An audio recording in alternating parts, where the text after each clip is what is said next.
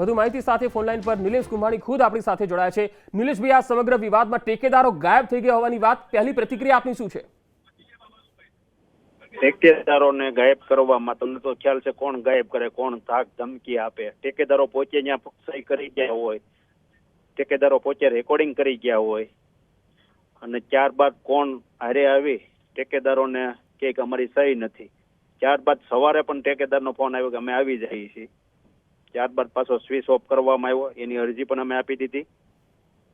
અને આ સીટ 24 લોકસભાની સીટ ઇન્ડિયા ગઠબંધન કોંગ્રેસ સીટ જીતતી હતી, ભારતીય જનતા પાર્ટીનું ઉમેદવારને ટેકઅપ ન કરી રહી, ધાક ધમકી બધું એના ટેકેદારોને ધાક ધમકી આપી અને દબાવવાનો પ્રયત્ન કર્યો છે, જનતા જાણે છે।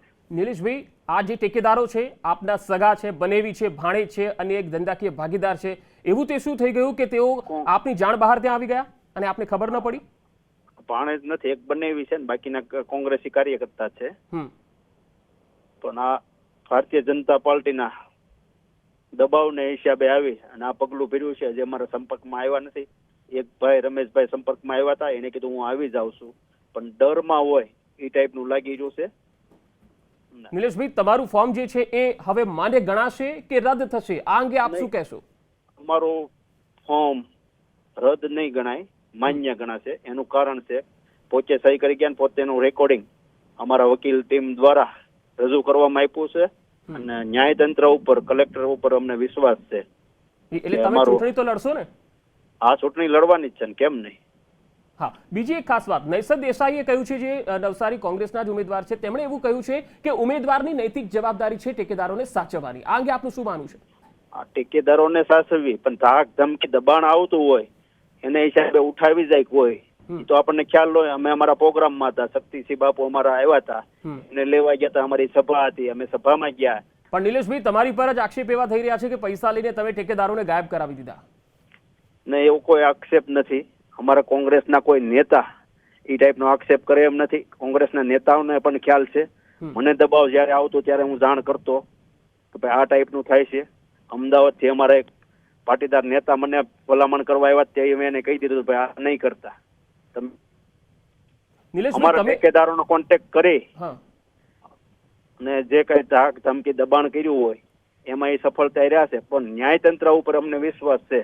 બિલકુલ, એટલે આમાં તમારા ઉપર જે આક્ષેપ લાગી રહ્યા છે નિલેશભાઈ કે તમે પૈસા લઈને ટેકેદારોને ગાયબ કરી દીધા છે, આ વિશે આપનું શું કહેવું છે? ના, મારા પૈસા લેવાનો ટેકેદારોને મારે ક્યાં ગાયબ કરવા? પણ નૈસદ દેસાઈ તો એવું કહે છે કે ઉમેદવારની નૈતિક જવાબદારી છે ટેકેદારોને સાચવવાની। ટેકેદારોને સાચવવી, આ તો ખ્યાલ ન હોય, ભારતીય જનતા પાર્ટી ટેકેદારોને પણ ટેકો કરશે।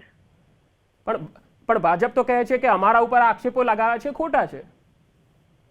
હવે તો કોણ લઈને આવ્યું હતું, એને કઈ રીતે શું આ બનાવ બન્યો? હવે અસલમ સાયકલ વાળા તો તમારા જ નેતા છે, તેઓ કહી રહ્યા છે આ છેલ્લી 24 કલાકમાં જે કંઈ પણ થઈ રહ્યું છે એમાં ઉમેદવારની જ આ નૈતિક જવાબદારી છે, એ માટે તમે અમારા નેતા દાખલા ઉપરથી કોઈ કહેતા હોય, કોંગ્રેસના નેતા મોટા, જે કઈ જાણ થતી હું ઉપર જાણ કરતો જ તો નહીં। પણ અસલમ સાયકલ વાળા તો કોંગ્રેસના લીડર છે। હા, કોંગ્રેસના લીડર છે, અહીંના છે, ઉપર અમારે જે કઈ માહિતી હોય હું ઉપર શેર કરતો જ તો દર વખતે। તમે એવું પણ કીધું હતું કે એક અમદાવાદથી પાટીદાર નેતા આવ્યા હતા કહેવા, એ કોણ હતા? એમનું નામ નથી આપો, અમારા સિનિયર નેતાઓને નામ આપેલું છે।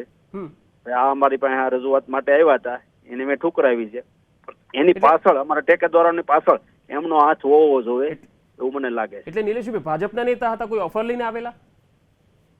ભાજપના નેતા કે આવા વસેટિયા દલાલો હોય ને, એ વાત લઈને આવતા હોય, એને મેં તરત જ ઠુકરાવી દીધી વાત।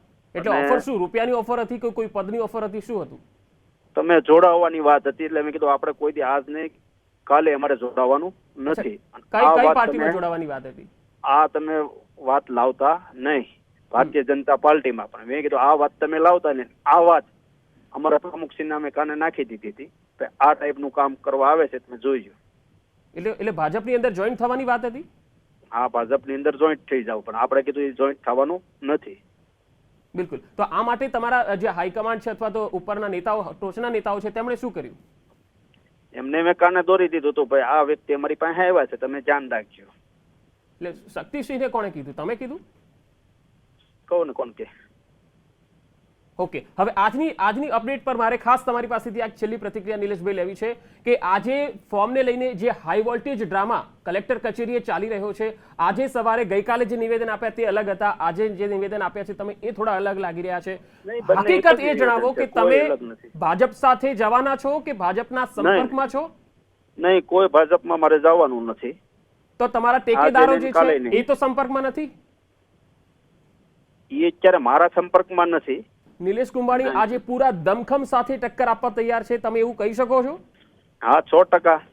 અમારું ફોર્મ મંજૂર થાય તો આ સીટ કોંગ્રેસ પાર્ટી બે મત નથી. આ કોંગ્રેસ પાર્ટીની સીટ હતી, જીતવાનો કોંગ્રેસ પાર્ટી હતી, એટલે ભારતીય જનતા પાર્ટીને ડર લાગ્યો, એટલે જે કઈ કુચ્ચ કરવામાં આવ્યું છે એ કરવામાં આવ્યું છે.